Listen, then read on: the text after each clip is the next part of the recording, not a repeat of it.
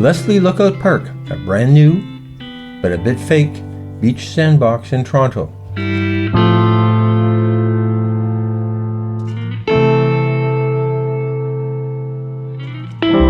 In the heart of the remaining Port of Toronto industrial area, surrounded by the Ashbridge's Bay sewage works, a concrete factory, and a stone crushing operation, and miles from the nearest residence, it nevertheless provides an opportunity to see huge ships in close-up action.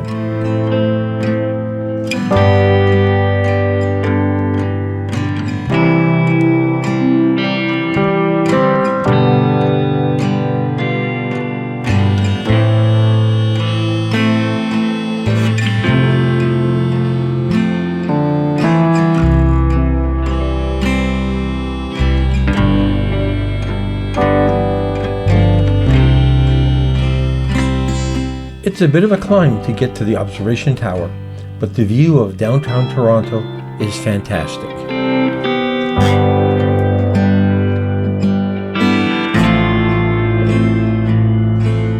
But believe it when they say no swimming.